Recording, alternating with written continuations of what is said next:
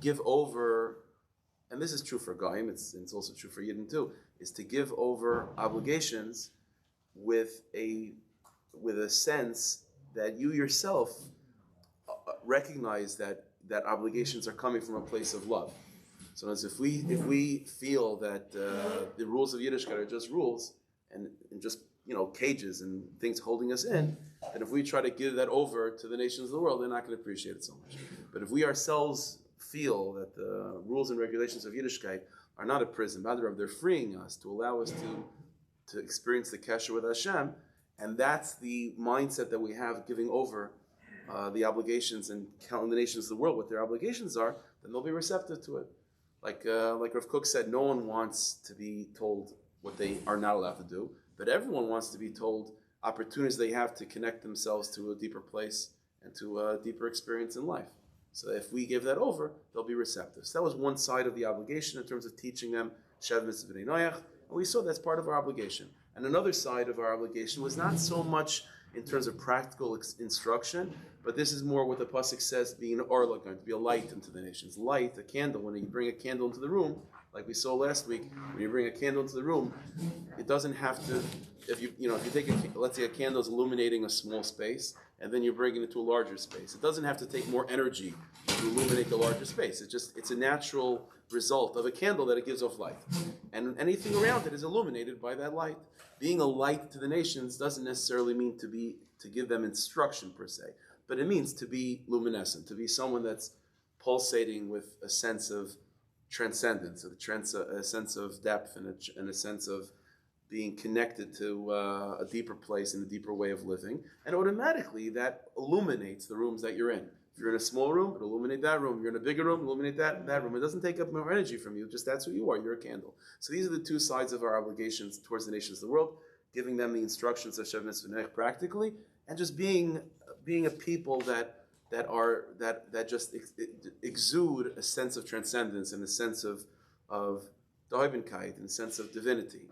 That's what it means to be an Arlogayim. So I figured that maybe it'll be Kedai, before we move on to the next storyline in Sefer Yehoshua, maybe to take a week or two to really investigate that sugya, to use this as an opportunity to talk about the sugya of the sheva mitzvos bnei noach, the 7 mitzvahs that non-Jewish people have, and to really try to understand what those mitzvahs are and what they tell us about the role of the nations of the world vis-a-vis Hashem's big plan of what creation was about. And so we're not going to be going into the details of the halachas of the 7 mitzvahs bnei noach. Okay, that's an interesting sugya by itself. But that's not for now. We're more going to be focused on the general picture of the sheva mitzvahs bnei noach. What are these 7 mitzvahs trying to paint? What is being conveyed in terms of the main obligation of the nations of the world, and based on that, their place in creation. That's going to be the subject for today and Bez Hashem next week. So we're not going to complete it this week. We'll just begin the sugya, and Bez Hashem next week you'll be able to complete it. So what you have in front of you, the marmakas that you have. So we're going to go through a bunch of we'll go through a bunch of questions, I guess, regarding sheva mitzvos bnei noach. Some of them we'll answer this week, some of them we won't. But Bez Hashem, it should help us understand who the nations of the world are and our relationship with them and their place in creation. Again, it's one of those things that you couldn't necessarily talk about this 100 years ago, or basically until very recently, because our relationship with the nations of the world was one full of, it still is, but to a lesser degree, Bez Hashem Yisbarach and Al Tiftach Peh, our relationship with the nations of the world was much more traumatic, and to talk about the place of the nations of the world in terms of the tikkun of the Olam and the tikkun Habriya, it's something that as we get closer to Mashiach, it becomes a little bit easier to talk about. So that's what we'll talk about, the sheva mitzvos bnei noach. Okay, so Maramukah number 1, again, just to go through a bunch of pieces that we have to know and some questions. All right, the Rambam in Hilchos Malachim. So it's in the Laws of Kings, Hilchos Malachim Perches. That's where the Rambam talks about the halachas of sheva mitzvos bnei noach, what the Goyim's obligations are. Now this is interesting because the Rambam is a sefer written to Yidden, right? So he's writing about what Goyim have to keep. So we'll see how the Rambam presents it. It says the Rambam like this: Perches halacha yud. Moshe Rabbeinu lo hincha Torah v'hamitzvos el Yisrael. The Moshe Rabbeinu gave over and transmitted Torah and mitzvahs only to the Jewish people, right? Moshe gave Torah Sinai. and he gave it over to Yeshua to call Yisrael. Shenemar me'rasha kilos Yaakov. Right? So it's our inheritance. So that's for sure. And he gave, so it says the Rambam, Moshe gave over the Torah to Klal Yisrael and to any one of the nations of the world that wants to convert. So they also are considered to be given the Torah just like every other Yid. Shenemar kachem geger, that the Torah was given to us and to any convert. So that's true. Avol mi shloi rotza. However, if you have a non-Jew that does not want to convert, ain't kayvin oiseh lekabel Torah mitzvahs. We don't believe in that. We don't force them to convert or to keep Torah mitzvahs. That's not the deal. The Chain Siva Moshe Rabbeinu Piek Gvura, but says the Rambam, but as well with the Torah and mitzvahs that the Rebbeinu Shalom gave us and to anyone that does convert, Moshe Rabbeinu also commanded us from the Rebbeinu Shalom, Lachav es kol ba'olam lekabel mitzvah shenitztav bnei noach. We are commanded, however, to compel if we're in that position, to compel the nations of the world to keep the sheva mitzvahs bnei noach that they are commanded. So that is something that we are obligated to do. To, in the very least, to communicate that they're obligated in these things and to try to compel them if we're in that position. So now, the Rambam, some of the things over here, is a kitzur of the Rambam. But the Rambam introduces this following idea, that there is such a thing that we know that Goyim were commanded in Shevet Bnei Noach, we'll see soon. From the times of Adam and Chava, they were commanded in Shevet Bnei Noach. They're calling them Shevet Bnei Noach. By Noach, it became 7. Adam and Chava was only 6. We'll see in a second. So they're obligated in that. And whether they accept it, whether they realize it or not, that's their chiyuv. And we're obligated to communicate that and to try to get them to do it. But the Rambam tells us that there's another idea, which is a guy coming, not to convert, but he's makabel, he goes through somewhat of a interesting quasi-gerus process to accept upon himself the Shev Mitzvah Bnei Noach. I mean, there's two separate things. There's a guy that has to keep Shev Mitzvah Bnei Noach, and then there's a guy that comes to a bezdin of the Jewish people and says, I don't want it to become a Yid, but I want to formally accept upon myself the Shev Mitzvah Bnei Noach. This is called, in Halach, in the Rambam, this is called a Ger Toshev. A Ger Toshev is a guy who formally went to a bezdin of Yidden, and formally accepted upon himself the responsibility to keep Shev Mitzvah Bnei Noach. And their halach is about the difference between a Ger Toshev and a regular guy. A regular guy, they're not allowed to live in Eretz Yisrael. We're not allowed to have that. Ger Toshev is allowed to be there. There's other halachas that are Ger Toshev. So it's an interesting thing. It says the Rambam, Makabel Oisam, a guy that accepts upon himself, that formally accepts upon himself the Shev Mitzvah Bnei Noach, which interestingly enough, they're already obligated to keep. So it's like a funny thing that they're going and accepting upon themselves these mitzvahs, which they have to keep anyway. Hu Nekru Ger Toshev, that's called a Ger Toshev. But Kol Makim, whenever in Shas and in Chazal and in Mishnah Torah, you see the word Ger Toshev, that's what it means. And in order to become a Ger Toshev, he has to accept the Shev Mitzvah Bnei Noach upon himself in the presence of 3 Chaverim, in the presence of three Yidden, 3 from Yidden, a Bezdin. So he has to do this. Okay, now, so the question number 1 is like, what type of funny thing is this? They're already obligated in Shev Mitzvah Bnei Noach, and despite the fact they're obligated in it, there's a madrega that's called Ger Toshev, which comes by them accepting Shev Mitzvah Bnei Noach dafk in front of a Bezdin of Jews. It's a funny thing. So there are some, just to be for honesty's sake, there are some Rishonim that understand that once Har Sinai came, the Shev Mitzvah Bnei Noach were actually lifted off of the nations of the world. They're no longer obligated in the Shev Mitzvah Bnei Noach, and they don't get the reward by keeping it as much as they would if they were obligated. So a Ger Toshev is someone, a non-Jew, an individual non-Jew, that's coming and re-accepting upon themselves the Shev Mitzvah Bnei Noach. That is the opinion of the Ramban and other Rishonim. But the Rambam is not of that opinion. The Rambam does not say anywhere that the Goyim no longer have the obligation from Har Sinai, and only a Ger Toshev has this obligation. In fact, the Rambam, if anything, seemed to indicate not like that. The Rambam said that our obligation is to compel all nations of the world to keep Shev Mitzvah Bnei Noach, because that's their obligation still. But nevertheless, despite the fact that they're fully obligated, every single non-Jew is fully obligated from the very beginning of time in Shev Mitzvah Bnei Noach, still there's this new madrega that's called a Ger Toshev.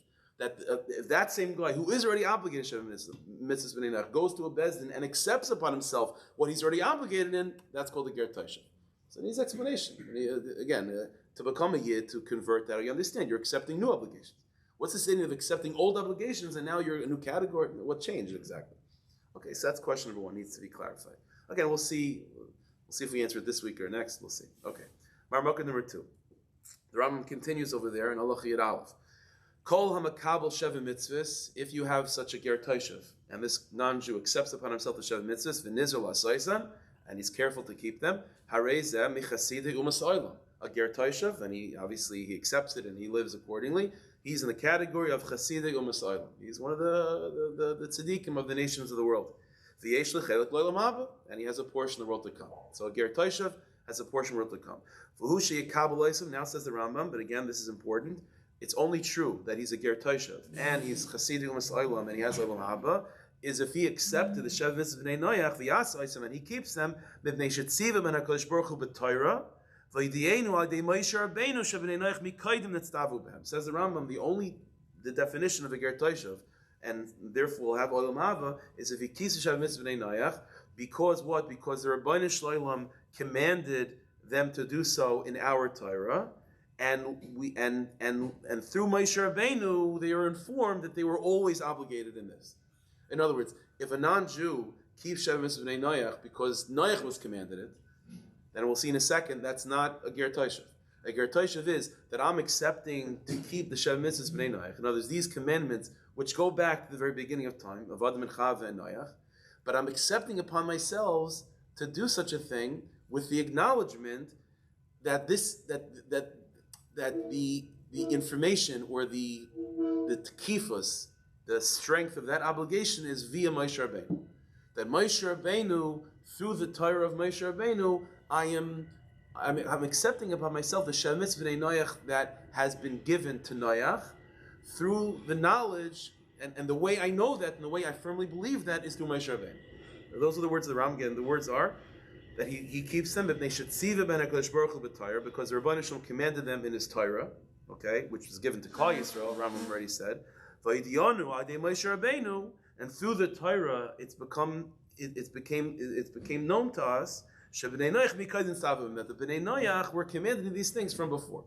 So the information that is being accepted by the ger toshav, that they're obligated sheva mitzvos bnei noach, has to be through Torah's Moshe.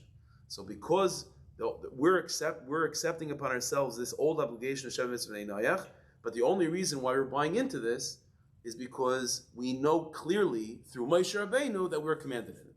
That we were commanded from the time of the beginning of Adam and Chava. That's what it means. Avol, says the Rambam, if a non-Jew, however, keeps sheva mitzvos bnei noach because it just makes sense, it's logical, he's a moral person, he's not killing and stealing. It makes logical sense to live a life like that. Ain't there ger toshav? That's not a ger toshav. And that's also not from the chasidik umas olam. Ella michachem mehem.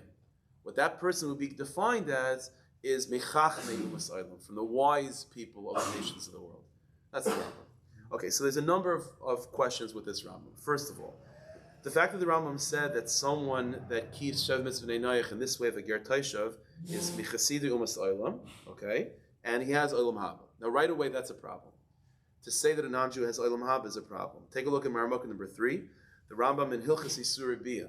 In Hilchas Isurei Bia, the Rambam, Perek Yud Daled, is talking about the halachas of conversion, of a real gerus, to become a yid. And we know that in the process of gerus, right, so on the one hand, we try to push away the potential convert, scare him away, make sure, and on the other hand, we also try to tell him positive as well. We sort of play this cat and mouse type of game of going back and forth. So the Rambam gives an example of things to say to bring him close. So one of the things that we say to him is as follows. We say to him, you should know, Shalom haba ein atzafen el tzadikim beim Yisrael. That you should know it's kedai to be a yid because olam haba is hidden only for the tzadikim, and that means the Jewish people. So 1 second. So the Rambam is telling us in Hilchas Isurei Bia, straightly, that's what you should tell this potential convert, that olam haba is only for yid. So how does the Rambam say in Hilchas Malachim in Maramok number 2 that a ger toshav who keeps sheva mitzvos bnei noach is mechasidim umas olam and he has olam haba? He's not a yid. He's not a yid. So what's going on here? Do Goyim have olam haba or not? So it seems to be a contradiction of the Rambam. That's question number, I don't know, whatever question we're up to now. Another question of the Rambam. The Rambam said, and so how does a person become a ger toshav? That's what we saw. He goes to a bezdin and he accepts upon himself sheva mitzvos bnei noach. But the Rambam said, but that's not enough. He has to accept upon himself sheva mitzvos bnei noach, and with the recognition that I am aware of these obligations because Moshe Rabbeinu told it to the Jewish people on Har Sinai. If the guy says that I know I'm keeping sheva mitzvos bnei noach because I have a Messiah from my Babi and Zaidi that goes back to Noach, that Noach was told these things. That's not good enough. So the question is like, what exactly does that change? The actual mitzvah is commanded to him, again, from noach. What's the difference if the awareness of that obligation is directly to noach or through the nevuah of Moshe Rabbeinu? If, again, the mitzvahs that he's keeping are not parts of Torah's Moshe. The mitzvahs that he's keeping are mitzvahs that are coming from noach. So what's the difference how he knows them? The Rambam says, and it's important, it says Rambam, if he doesn't realize, if he doesn't say that I know them because of Moshe Rabbeinu, it's not a ger taishav, no olam haba. So this is an important point for him to know. That I'm not, so again, it's not like there is no obligation from Noach and he's only accepting mitzvahs coming from Moshe. It's not. The mitzvahs are coming from Noach. But the awareness of the mitzvahs and the confidence in that tradition has to be from Moshe Rabbeinu. Like, why is it such a big deal to know that? That's point number 2. Question number 3, the Rambam said, so if a guy does not do this, so he doesn't have this, awareness that it's coming from Moshe, or he doesn't keep the sheva mitzvos bnei because of a divine revelation, he keeps it because he's just a moral, ethical person. Says the Rambam, so he's not michasidu mas'aylam, and it sounds like he doesn't have olam habi either. Rather michachmeim, but he will be considered of the category of chachmei umasaylam. What are chachmei umasaylam? So this is not a random title. Chachmei umasaylam comes with halachic significance. Halach is there's a bracha that you can make when you see chachmei umasaylam. The Gemara says when you see a chacham for the nations of the world, they make a bracha to Hashem and so on. Shenasan michachmasay l'basar v'dam. So that's a halacha. That's a halacha. What would we consider to be a chacham from the Musaylam? So usually we think of a scientist, a philosopher, a chacham from the nations of the world. The Rambam says, the Rambam seems to be telling us, how do you make it into the chacham Musaylam?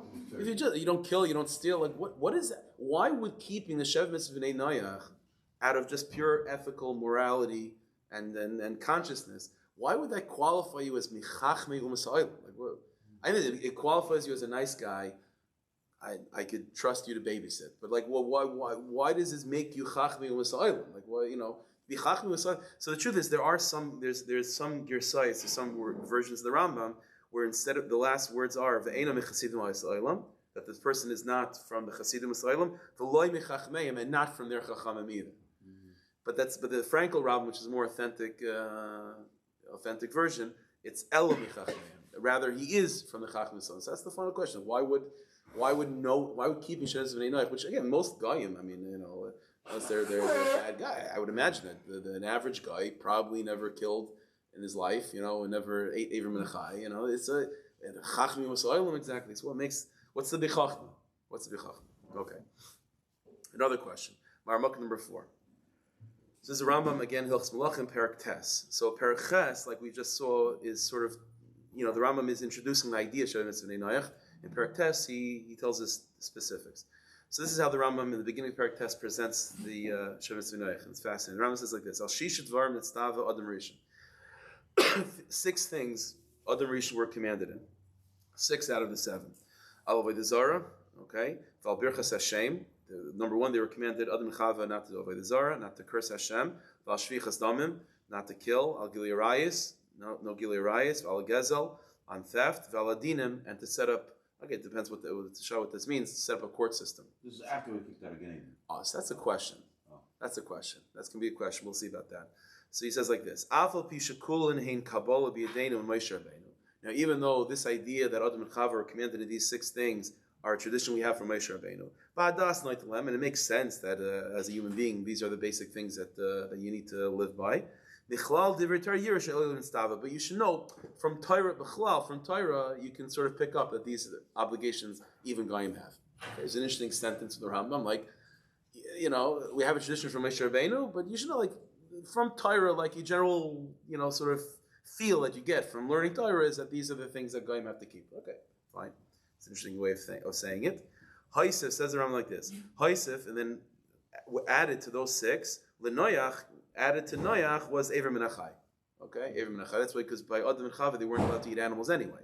By Noach, they were given permission to eat meat. So with given permission to eat meat, but not Ever Menachai. So that's what we call Sheva mitzvos bnei noach. Says the Rambam, 6 really was from Adam and Chava, but it came 7 by Noach. So we call it Sheva mitzvos bnei noach. Nimsu Sheva mitzvos. That's Sheva mitzvos. So it says the Rambam like this: V'chein hayadavar b'kol ha'olam, And this is what we had. He had 7 mitzvahs bnei noach for throughout history, ad Avram, until Avram. Ba Avram, comes Avram, v'nitztav yeser alelu, and he's now given more mitzvahs b'mila. He's given bris milah. V'hu hispal shachris. Not only that, he also daven shachris. So shtickle added.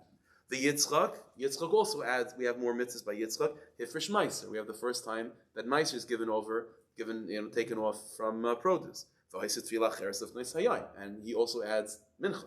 Okay. The Yaakov, Haisav Gid Hanasha. Yaakov, we have an addition of the mitzvah of Gid Hanasha, right? By the story of the fight with Esav. The Hispal Arvis, and he davens Ma'ariv. Fine. So you start off with 7 mitzvahs bnei noach. With obvious Yaakov, he increased a little more. Mitzrayim, Nitztava Amram, mitzvahs. Interestingly enough, in Mitzrayim, Amram, the father of Moshe Rabbeinu, was also given prophetic, with Nevu and so on, other mitzvahs to be given. The Ram doesn't elaborate what they are. Until Moshe comes, v'nishmot al yadai, and completes the Torah. That's the Rambam presents it. Now this Rambam is a Pella, Mamash a Pella, because the way the Rambam is presenting it, you read the words kipshutai. What the Rambam seems to be saying is that it started off you had 6, then you got 7, then you got a couple more, until Moshe Rabbeinu finishes the 613. That would seem to indicate that the Gid Hanasha that we have to stay away from is because Yaakov Avinu was given that mitzvah of Gid Hanasha. And Moshe Rabbeinu, so notice by the time Moshe Rabbeinu comes, you already have like 15 mitzvahs. So Moshe Rabbeinu has to come in, fill in the 590 some odd left. As if the mitzvahs that were given before Moshe Rabbeinu, the reason why we keep them is because they were given before Moshe Rabbeinu, and Moshe comes just to complete the Torah. Now this is a Pella. This you can't say such a thing. Take a look at Maramuk number 5. There are sugis in Gemara that are clearly not like this, but the Rambam himself spells this out. Maramuk number 5 in Pirush HaMishnah in Maseches Chulin, Perek Zayin, the 7th chapter in Chulin, Perek Gid Hanasha. So the Rambam says like this: Shakol ma she'anu marchikim. He says a klal, and again, he's not making this up. This is based on an open Mishnah in Maseches Chulin. Kol ma she'anu marchikim, oisem hayom. Everything that we stay away from today in terms of mitzvahs, right? Loisa says, or anything that we do. Loisa say anything that we do religiously. Ein anu oisem el b'mitzvahs hakadosh baruch hu adei Moshe Rabbeinu. The only reason why we do them is because this is what it says in Torah Moshe that was given to us in Har Sinai. Not because it was said to Nevi'im before Moshe Rabbeinu, and Moshe comes just to give us more things. That's not why we do them. So for example, again, the context over there. So he says around, we don't eat Ever Min HaChai. We don't avoid Ever Min HaChai because Noach was told to avoid Ever Min HaChai. The answer is, whatever happened before Moshe Rabbeinu, as far as we're concerned, is irrelevant. It's irrelevant. For the Goyim, they have to know that. But for the Yidden, it's irrelevant what was before Har Sinai. Har Sinai, restart. Everything that's given, that we keep, is specifically because of Har Sinai. There was a mitzvah of Ever Min HaChai before Har Sinai, irrelevant for us. Ever Min HaChai had to be re-given by Moshe Rabbeinu on Har Sinai.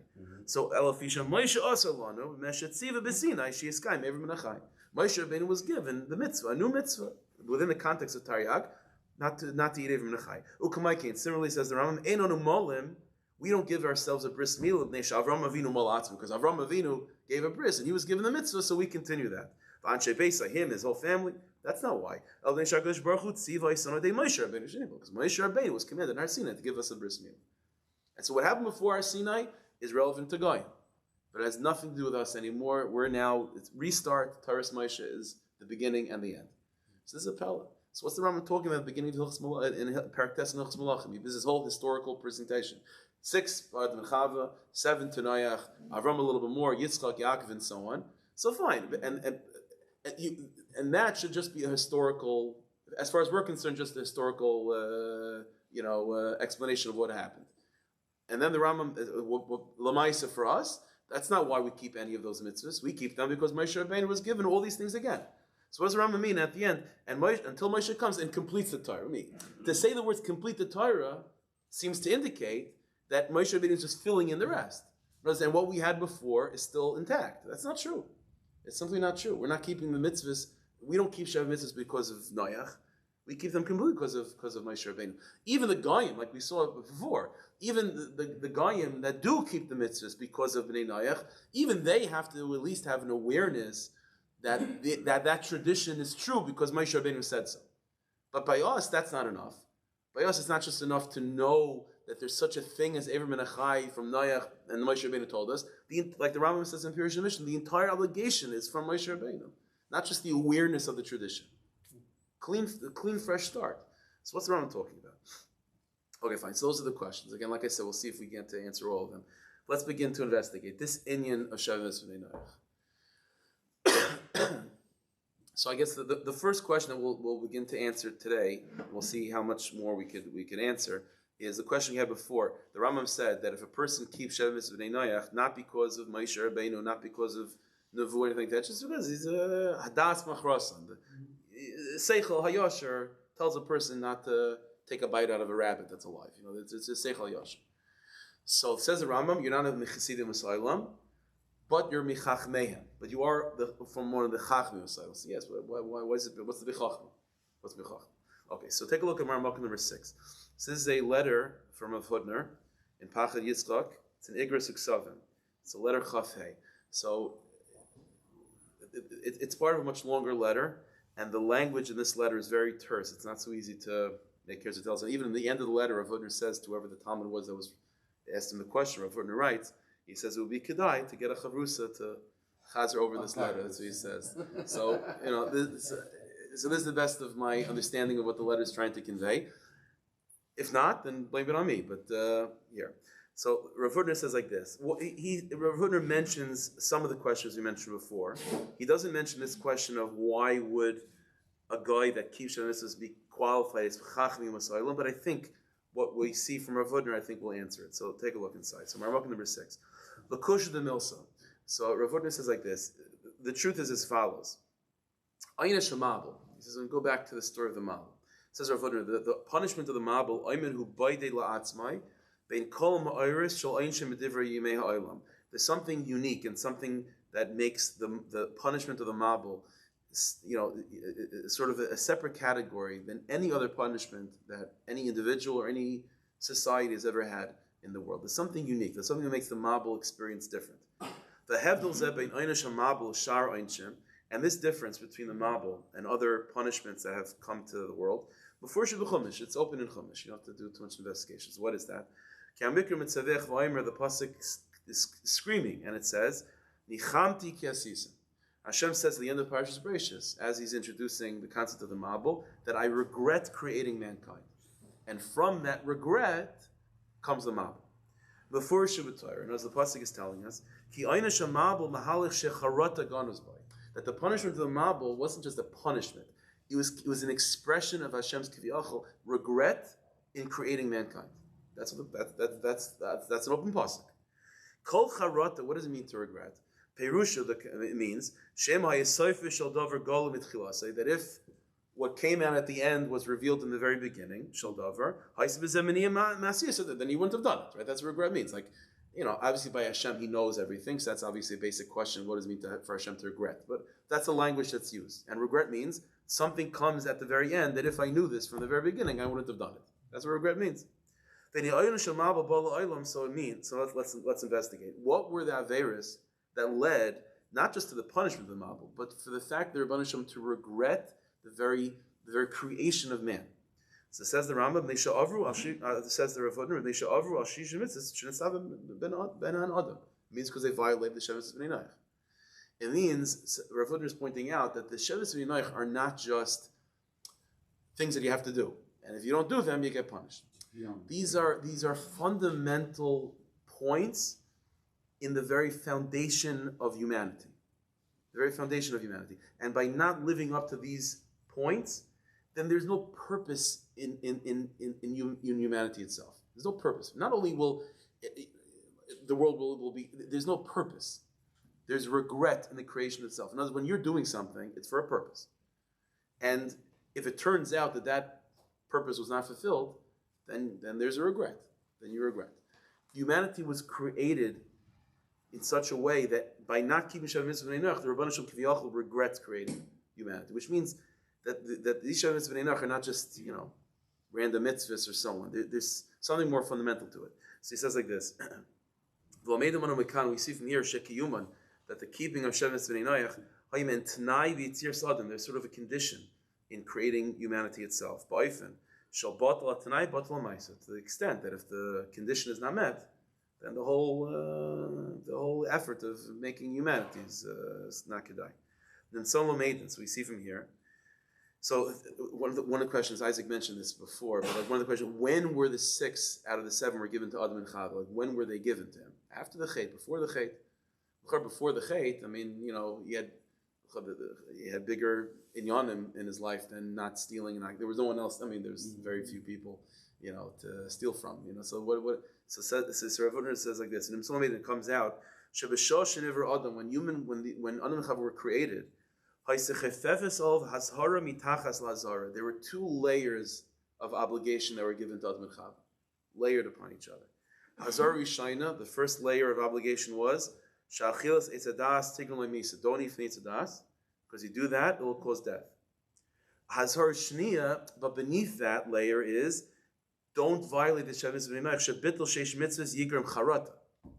In other words, Rav Hutner brilliantly says the Sheva mitzvos bnei are connected deeply with the first mitzvah of not eating from etzadas, because it's one thing to eat from etzadas and now to be mortal, to die. But even if a person dies, it doesn't mean that their very existence was regrettable. But the deeper level of death is that you never really lived. And you never really were, the whole plan of having this person in the world was a mistake. That's a much deeper layer. So in other words, Rav Hutner presents it is that what was given to Adam and Chava is like, don't undermine your existence. Don't undermine your existence. Don't take the legs out from under your own existence. Now that can be done in 2 stages. Stage number 1 is to undermine your existence means to give a finality to it. Okay, by eating the etzadas, it means that you're not going to live forever. But if you then at least keep sheva mitzvos bnei, it means there's no regret, at least in the life that you led until that point. 2-stage But by violating the sheva mitzvos bnei, then not only did you eat the etzadas and end your life, but you unended the very beginning of your life. You removed the very reason for your existence, the very presupposition for your existence b'chlal. It's as if you never existed. There's a charut in that. This is why think about it, like the introduction to the Mabul, like that could have just been Parshas Noach. Like if you think about it, the way that we would have split up the parsha is probably simple like this: Bereshis is about the story of creation, and everything lead after creation, and then Parshas Noach should be about the Mabul. So what is the Mabul begins with everything going crazy, right? With humanity falling into problems, violating the Sheva mitzvos bnei Noach, and then Hashem says, "I regret, and I'm going to send a Mabul, and Noach is the hero." That's all Parshas Noach. That's not how the Torah presents it. The downfall of mankind is the end of Parshas Bereshis, and then Parshas Noach begins. Hashem saying to Noach, "I'm going to bring a Mabul." Why is that the end of Parshas Bereshis? Well, says Rav Hutner, it's because it's the same inyan as Yetzadas. The mitzvah that was given to Adam and Chava is don't undermine your existence. Don't undermine your existence. And by eating the etzadas means putting a cap on your life, and Sheva mitzvos bnei means that your very life itself was purposeless. It was purposeless. Now, so it says Rav Hutner like this, and here's the nakuda. It means that the definition of the Sheva mitzvos bnei, we cannot see them as just individual points. Okay, don't kill, don't steal, don't curse Hashem. These are just things that the painting that's being made by the Sheva mitzvos bnei is to convey one single fundamental truth, which is a big chachma to realize, which is that life has purpose, that we are put here for a reason and to accomplish something, So, and the Sheva mitzvos bnei are there in this. There's a larger context that the Sheva mitzvos bnei are presented in, which is that you're not just a random piece of meat walking around planet Earth, and just make sure in order to survive, you have to set up some way of interacting with each other. You don't kill each other. No, that's not the Sheva mitzvos bnei. Sheva mitzvos bnei are you have to see them as a system which is conveying a deeper truth about humanity, which is that we are here for a purpose, and life and every single person has a mission, has something to accomplish. And if you don't accomplish that, then there's no reason for you to be here. In other words, this idea that not keeping Sheva mitzvos bnei causes a regret. Regret for what? Like, regret means that there's a plan. It means there was a reason why the Rebbeinu Shalom created you, and you have to accomplish that mission that the Rebbeinu Shalom has for you. And by living a life without Sheva mitzvos bnei, not only it's not just a matter of violating this law and violating that law, and now society can't. The fundamental problem is that this person is living a purposeless life. There's no goal. There's no tachlis. There's just taking. There's no productivity. The person is not compelled to do something. He's not trying to produce. He's just trying to be. He's not trying to produce. This is the fundamental point of what the Sheva mitzvos bnei noach are. By the generation of the Mabul, it wasn't just they violated Sheva mitzvos bnei noach. Sodom also violated Sheva mitzvos bnei noach. A lot of societies don't live Sheva mitzvos bnei noach. What was still different about the Mabul? Rav Herder goes on to explain the difference between the Mabul is that they weren't just violating the specific prohibitions. They were undermining the very idea that the Sheva mitzvos bnei noach are trying to convey, which is that your life has a purpose and you are given a responsibility in life to accomplish something. And in that framework, the Sheva mitzvos bnei noach are there to at least give some framework for that sense of responsibility, for that sense of production, for that sense of achrayus. This is the nakuda. I guess that's the achrayus. That's the nakuda. That humanity should have a sense of responsibility, a sense of achrayus. Now this is a chachma. This is a chachma. This is a wisdom. This is a intellectual truth that is not easy necessarily for the average person to truly process and to come to. That life is made meaningful by a sense of responsibility and a sense of purpose. This is a chachma. This is a chachma. So it says the Rambam amazingly that if a person comes to this on their own, it's not michasidim masayim, but michachmim masayim, yes. Because to be a chacham from the Umas Olam, it doesn't just mean, maybe it doesn't mean at all to be a doctor or a philosopher, but to understand that the very bedrock of human existence depends on a sense of responsibility and a sense of being compelled to accomplish. That's a fundamental truth, and that's a very deep chachma. And you get to that place, that's called chachmi v'sayim. My dilemmas, because they can put on my dilemmas. But there has to be a sense of truth to begin with. This idea of having achrayus, you break it down, because sometimes in history to truly break down this idea of having achrayus, there's a lot of pieces. First of all, there's a sense of a recognition that there are things deficient in the world, deficient in myself. That's number one. Number two, it also comes with recognition, but they can be fixed. They can be fixed. And number three, a sort of sense, a moral sense that you are inherently obligated to fix that which you can. And more than that, and that is your, and by doing so, this fundamentally establishes you as a person. That establishes you as an existing person. Because otherwise, the fundamental difference in this framework, the fundamental difference between a human being, I'm talking about yid, the fundamental difference between a human being and an animal is this nakuda. That's why the animals were not given Sheva mitzvos bnei noach. There's a fundamental nakuda, Sheva mitzvos bnei noach are, and the foundation that they're coming from is to establish the definition of man, the definition of human being. And again, like by the Mabul, if we weren't living up not just to the pratim, but to the very bedrock that Sheva mitzvos bnei noach are rooted on, then we're no different than animals. Nichamti kasisim. That's just I regret making them. That's not what I had in mind. So what is a human being? A human being, from the perspective of Sheva mitzvos bnei noach, a human being is a fixer. A human being is someone that does something, that has a sense of responsibility and a compulsion to better the world around them and to better themselves. This sense of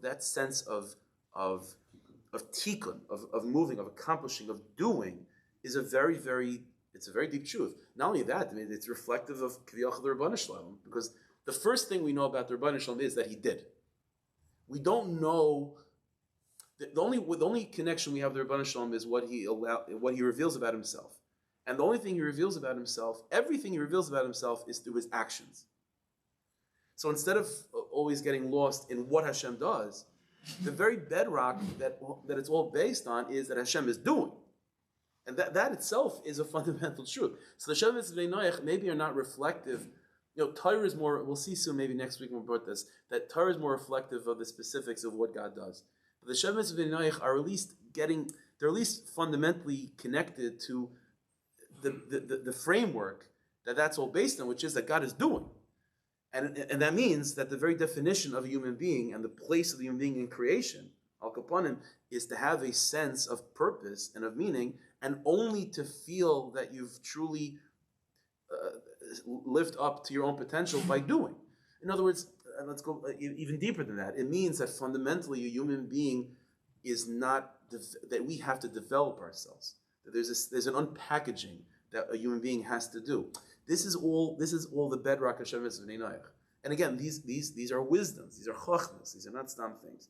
A person could go through life not killing and not stealing, you know what I mean? And he doesn't steal the Amazon boxes from his neighbors. He's a nice guy, he's a good neighbor. But he's not oimen on these truths. He's not oimen on these truths. And that's not really called keeping Shevet bnei noach. Keeping Shevet bnei noach, to at least qualify the person as michach mi'umas olam, is to understand and to absorb this, is that the definition of a human being is based on his effort in doing, in moving out of himself, and unpackaging himself, and being masak in the world. Now, this is where we're going to see, as Hashem soon, this is where the Shevet bnei noach and Torah do relate to each other. Although we're going to see some different spectrums altogether, but there is a relatability between Torah's Moshe and the Shevet bnei noach, because we also believe that the very purpose of our existence as Yidden is also to be masakin, is to fix and to do and to accomplish. But the arena and the sphere of where we are accomplishing and where the Umas Ha'olam are accomplishing, at least initially, seem extremely different. So what is the fundamental sphere of influence and sense of achrayus that the nations of the world have to have? So their sphere of influence and their sense of achrayus is to make this world, this physical place, more inhabitable for human beings, a better environment for us to live in, build societies in a way that each person is able to express themselves and to unpackage their potential in the best of ways, and to accomplish, to find things in the world, to find things in society that are not fully developed yet, and to develop them. That is the environment, the arena in which the Goyim are tasked to what? To build, to accomplish, to unpackage, to reveal, to manifest, is this world. That's the Shevet. And every single one of the particulars of the Shevet bnei noach are there to maintain at least a structure within which the Goyim can do their job, which is to create a world that is both at the same time allowing each individual person to discover their potential and to try to unlock the potential of creation. It's a good thing for people, for the nations of the world to come up with to discover new things in medicine, discover new things in science. These are good things. This is a good thing for them to want to go to Mars. Could be that it's because they just want to find a Martian somewhere. Could be, and maybe deeper that because if they find a Martian, that'll be steered to Christianity. They won't have to be religious anymore. That could be also an image of what's going on. But pnimi is, and at the deepest of levels, there's a sense of discovery, and that's a good thing. That's part of Shevet bnei noach. That's part of Shevet. That's a fundamental core that the Shevet bnei noach are built on, which is a sense of a desire to discover, a desire to accomplish, and a feeling that if I don't discover that thing and I don't bring out my koiches, that I am a waste of space. Then my creation, my existence is regrettable. This is a fundamental thing. Now, we have the same idea as well. But our sphere of influence and our arena that we engage in to be masakin and to unpackage and to reveal is not in Asiya. It's not in this world, even though we live here. But that's some place that we're trying to unpackage and to be masakin and to be poil is in Atzilus, is in the highest of places. And this is the difference between the Shevet bnei noach and Torah's Moshe, is that the Goyim, we're both fundamentally trying to accomplish, which is to be masakin, to unpackage, to reveal, to manifest, to bring koiches out, to live a purposeful life, to have achrayus. But by the Goyim, it's only in Asiya. And by Klal Yisrael, Torah Misinai means that we were given the tools and the instruments and the sense of responsibility to not build this world, but to build a higher world. That's the difference between us and the nations of the world. Now, because of this, as I said, this is why, at least to answer the first question, this is why Shemitz bnei noach are fundamentally a chachma. It's a chachma that the nations of the world can have. Now, what we're going to see B'ez Hashem next week is once we now have established what Shemitz is, what is the parallel al kapanim between the Shemitz bnei noach and Torah's Moshe, in the fact that that at least we're both involved in the effort of accomplishing, of doing, of fixing, of unpackaging, of manifesting potential. So you have your arena, and we have our arena. So next week, what we're going to see is now how do we bridge those two arenas? Is there any interaction between their sphere and our sphere? And that's what we're going to see next week. And with that, we're going to answer all the other remaining questions. But one thing we will be able to answer right now: that Rambam in Hilchos Malachim. Remember, the Rambam said in Hilchos Malachim, he presented a whole history, right? 6 to Adam and Chava, a 7th to Noach, v'chul, until Moshe completes it. We need to complete it. Yes, the Rambam says in Pirush Mishnayos, we're not keeping Avram and Achai because of Noach. We're keeping it because of Moshe Rabbeinu. So Rav Hutner writes in Maramuk number 7, Ki inyan zeh shel gilu ritzoyne shel makom. Says Rav Hutner like this: the Rambam doesn't mean in Hilchos Malachim that the actual details of the mitzvahs they begin to be given to Adam, and eventually they're completed by Moshe Rabbeinu. Chas v'shalom. We're given the mitzvahs because of Moshe Rabbeinu, not because of Shemitz bnei noach. So what does the Rambam mean that there's something that started with Adam and becomes completed by Moshe? Says Rav Hutner, he doesn't mean the specific mitzvahs, but he means this sense of achrayas, this sense of mission, the sense of there's a chayvas ha'adam b'lamay, that there's a responsibility that a human being has in the world. That is something that was first given over to Adam, and slowly but surely is being developed more through time until it becomes completed by Moshe Rabbeinu to fully be aware of humanity's sense of responsibility. But it doesn't mean that the actual mitzvahs Moshe Rabbeinu is filling the gap. He's filling the gap in terms of understanding what our responsibility is. So Adam, till Moshe Rabbeinu revealed to us, slowly but surely, the sense of responsibility humanity has in terms of making this world complete. And Moshe Rabbeinu completes the sense of responsibility by letting us know that everything we're being poil as Yidden is actually also accomplishing and manifesting the kaiches of the higher world. But there is a tzad hashava that links them. What is the tzad hashava? The common thread is a sense of achrayus and a sense of purpose and a sense of a deep need to accomplish. That is true. So by the nations of the world, the sense of accomplishment is fundamentally immature in a certain sense, because all that you're trying to be piled is just to make this world a better place. And then at some point, and then what?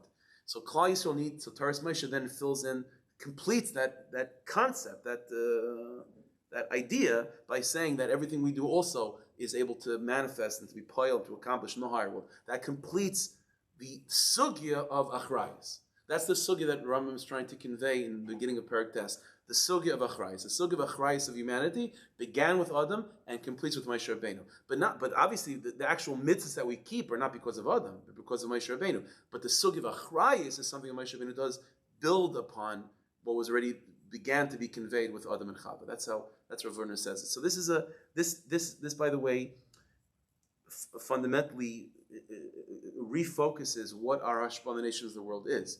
Because our hashpah until now was okay. We have to teach mitzvos bnei noach. So every guy used to just tell them, you have to keep your mitzvahs. With this, we understand deeply that a more fundamental aspect of mitzvos bnei noach that we're obligated to convey is again this sense of achrayus, that the purpose of life is fulfilled by accomplishing, by doing, and not just sitting back passively and waiting for things to come to you, by actively going and affecting the world around you in a positive way and bringing your kaiches out. That is the fundamental core upon which mitzvos bnei noach are resting. And mitzvos bnei noach, the details of them are, again, just the parameters to guide society and the individual guy to find their place of accomplishment. That their sense of accomplishment should just be by conquering territory and killing and pillaging. That's not called good accomplishment. It has to be within the framework of mitzvos bnei noach. Then you find your place of manifesting. But the ikar yisayid is to manifest. And if they don't live like that, that's nichanti kesisim. Then there's no purpose of their very existence. So by us conveying that idea of achrayus and so on, that's the biggest gift we can give to the nation. The mamish the biggest gift. And then that's a chachma. That's a chachma that the nations have to come to. And we see that before Mashiach comes, there's a lack of understanding in this yisayid. And when this yisayid is not there, then of course a human being is an animal. What's the difference? There's no sense of achrayus. Achrayus is what defines In terms of Umas Ha'olam, the Umas Ha'olam, their framework is that Achrei is to make this world better and to express their particular human kaiches. That's what defines them as a human being. Again, Taurus Moshe takes our Avaida to a whole other level, but this is what the Umas Ha'olam need to hear, and that's the fundamental truth that their quote-unquote Torah has to be resting on. And that makes them Michach Umas Ha'olam. Okay, B'ez Hashem, next week, like I said, we'll go to the next part of the sugya of really trying to link their sphere of influence, our sphere of influence, and see how we partner in something much bigger. Okay.